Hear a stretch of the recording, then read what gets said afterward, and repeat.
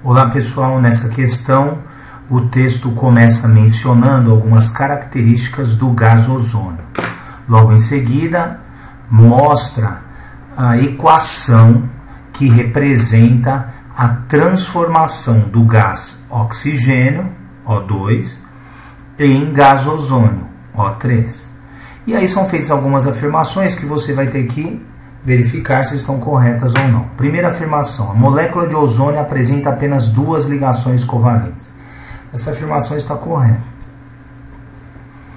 Lembre-se que o oxigênio é um elemento que pertence à família 6A da tabela periódica. O oxigênio ele tem 6 elétrons na camada de valência. De acordo com a regra do octeto, o oxigênio faz uma ligação dupla com outro átomo de oxigênio, completando o octeto. Só que ele ainda dispõe de um par de elétrons que ele pode compartilhar com outro átomo de oxigênio vizinho. Em muitos livros didáticos, os autores chamam essa ligação de ligação covalente dativa, representada muitas vezes por uma seta. Então eu tenho uma ligação dupla, uma ligação covalente dupla e uma ligação covalente dativa. Afirmação correta.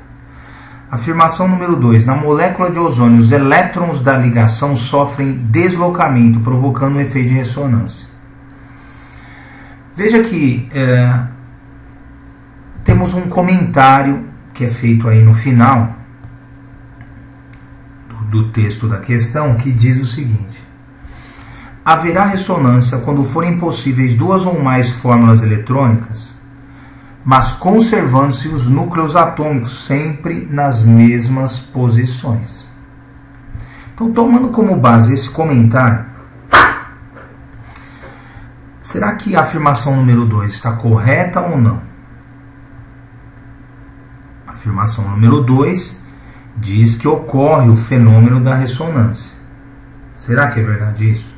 Haverá ressonância quando forem possíveis duas ou mais fórmulas eletrônicas, conservando as posições dos núcleos atômicos. Ora, perceba que eu posso construir fórmulas eletrônicas alterando as posições dos elétrons e mantendo as posições dos núcleos atômicos, ou seja, mantendo as posições dos átomos de oxigênio e alterar as posições dos elétrons.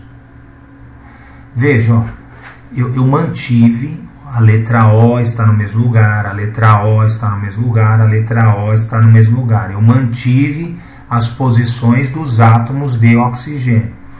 Tinha um parzinho de elétrons aqui, 2 pares de elétrons compartilhados. Eu peguei um desse par de elétrons, um desses pares de elétrons, e troquei de posição. Então eu troquei de posição o par de elétrons, mantendo as posições dos átomos de oxigênio. Portanto, podemos afirmar que são estruturas de ressonância. Número 2 está correto. Afirmação número 4. O ozônio é a fórmula alotrópica mais estável do oxigênio. Vamos lembrar, o que é alotropia? Alotropia é um fenômeno onde um elemento forma diferentes substâncias. O mesmo elemento formando diferentes substâncias. Os principais casos de alotropia que você deve lembrar para o vestibular são a alotropia do elemento oxigênio. Então, o elemento oxigênio pode se combinar de diferentes maneiras, formando o gás oxigênio, O2, e o gás ozônio, O3. Temos a alotropia do carbono. Átomos de carbono podem se combinar de maneiras diferentes, formando grafite, fulerene e diamante. O enxofre também pode formar alótropos, o enxofre rômbico e o enxofre monoclínico, são os alótropos do enxofre, do elemento enxofre.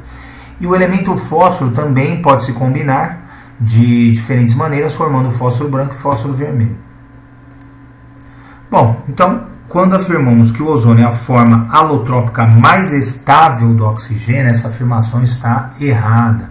A forma alotrópica mais estável do elemento oxigênio é o O2.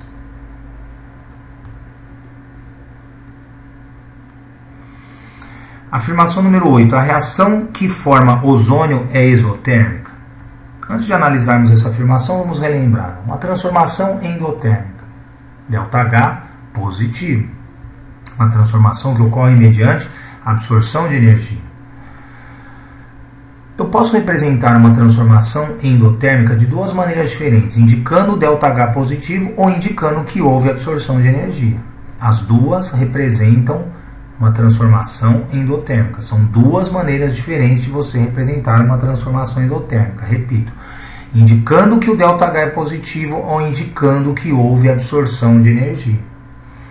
A mesma coisa dizemos das transformações exotérmicas. Podemos representar também de duas maneiras, indicando um ΔH negativo ou indicando liberação de energia. As duas são equivalentes. Ou eu digo que o ΔH é negativo, ou eu digo que houve liberação de energia. X forma Y e libera 20 kJ. Transformação exotérmica. Agora, vamos olhar novamente para a equação que foi dada no enunciado. Em qual dos casos você acha que ela se enquadra? Numa transformação endo ou exotérmica? Vamos ler, ó. Oxigênio mais 284 kJ de energia se transformando em ozônio. Perceba que se trata de uma transformação endotérmica.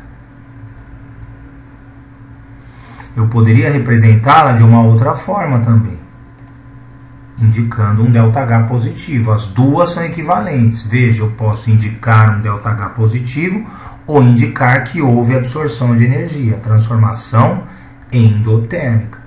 Logo, a afirmação número 8 está errada.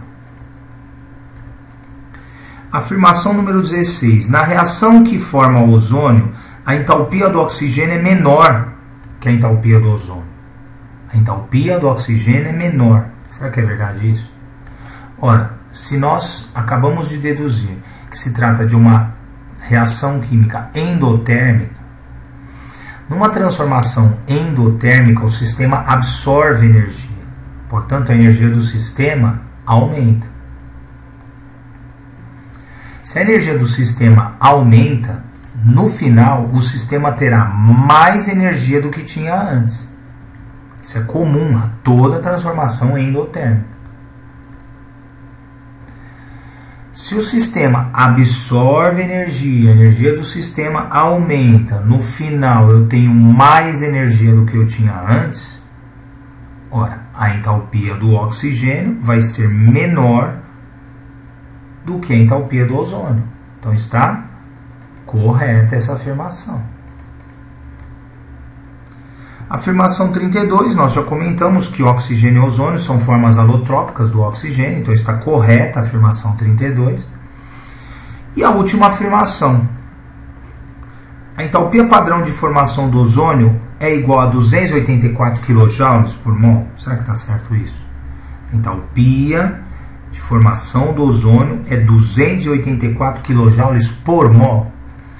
Ora, quando analisamos a equação que foi dada no enunciado,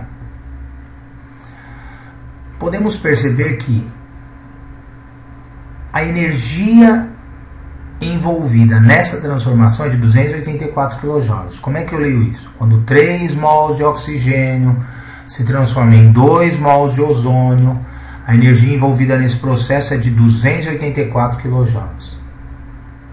Ou seja, para formar 2 mols de ozônio, a energia envolvida é 284 kJ.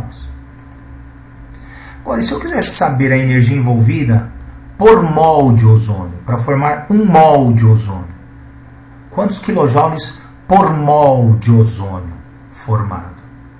Ora, não precisamos nem de regrinha de 3.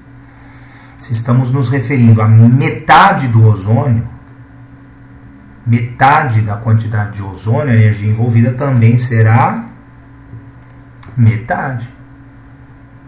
Logo, podemos afirmar que a energia envolvida na formação de 1 mol de ozônio é de 142 kJ.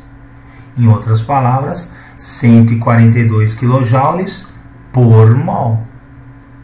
Portanto, a afirmação 64 está errada. Ela menciona 284 kJ por mol.